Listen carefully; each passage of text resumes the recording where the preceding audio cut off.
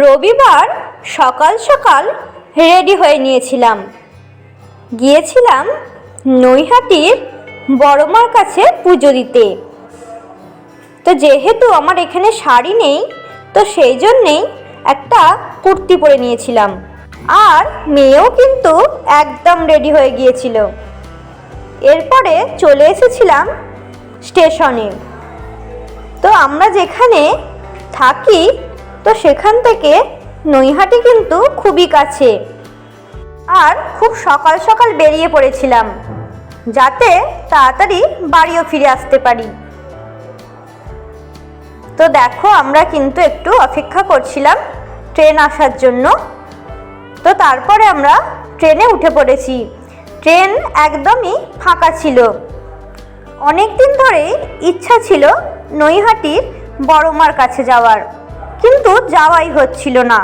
হঠাৎ করেই আমরা কিন্তু বেরিয়ে পড়েছি। তো দেখো, আমরা চলে এসেছি নৈহাটি জংশনে। তো এখানে নেবেই একটু হাঁটছিলাম।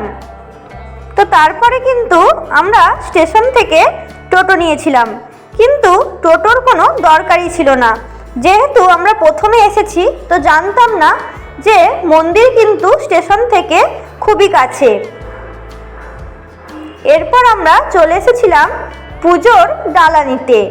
তো এখান থেকে পুজোর ডালা নিয়ে এরপর লাইনে দাঁড়িয়ে পড়েছিলাম। আর যেহেতু ছুটির দিন ছিল, তো সেই জন্যে প্রচুর লোকের কিন্তু এখানে ভিড় হয়েছে। তো এই হচ্ছে বড়মার মন্দির। তো আস্তে আস্তে আমরা ভিতরের দিকে যাচ্ছি।